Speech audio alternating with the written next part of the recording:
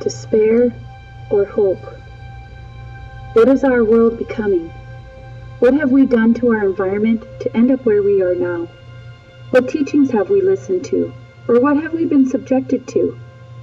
We are in a state of not knowing the full truth. There is a tension between despair and hope. I believe in order to know how the one feels, you need to know how the other one feels. How can we fully know what hope is unless we have some sort of loss or despair to need to feel it? And how do we have despair if we don't have anything to hope for? I stand for the belief that there is always hope.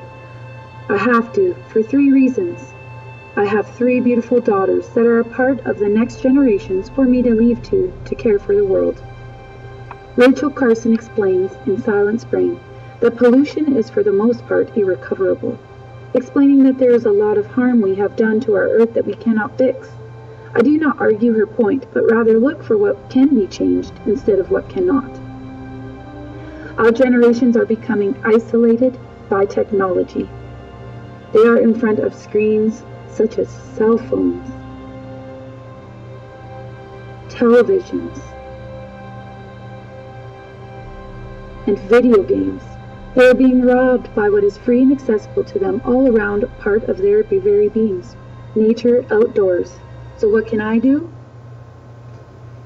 I can only change myself and in turn encourage others by the way I live and teach and what I value as being important. I can instill a treasure of knowledge to my children, but in the end, it is them that choose what they will take or leave from that knowledge.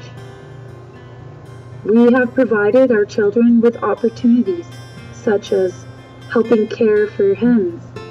These hens lay eggs that we gather and clean and eat and bake with. We know what our chickens are being fed, and they are learning a responsibility about what goes into caring for wildlife and about the food chain. Richard Louv explains the importance of taking teaching outdoors instead of continuing the discourse of keeping children within walls and not exposing them to the world outside. Coming to the decision that I wanted to become a teacher, I had my ideas of what I thought was important. The children, music, a safe environment, helping children to feel successful in their development and growing into an adult. My eyes were opened to an even more important concept: how to change the face of education. Getting away from the interdisciplinary concept where we place subjects into a box and that is all that they entail, rather than interconnecting subjects all over the place. Having an open concept approach, which gets children searching, finding, and seeking solutions and answers. Giving them a hands-on approach instead of paper and a pencil approach.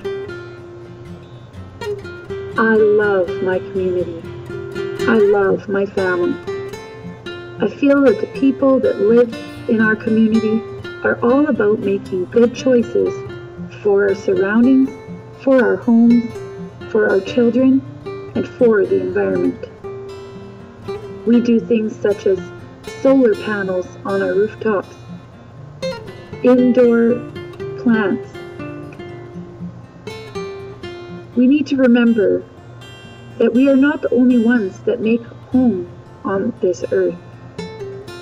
Our wildlife, our plant life, and our air is all a part of this earth, and we need to take care for all of it.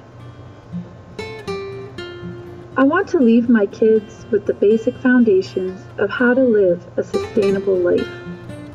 This includes planting, growing, caring for wildlife, recycling, reusing, and reducing.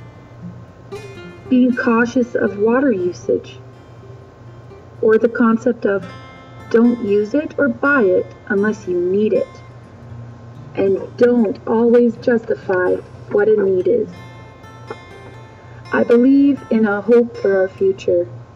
If I didn't, then I may as well give up now and just die. If there is life, then there is hope. I recently watched Before the Flood, a documentary by Leonardo DiCaprio. This video was filled with despairing moments and very little hope. As well, I watched The Lorax with my kids. This film demonstrated the same tension of despair, but ended in a hopeful feeling that there was something we could do today to change.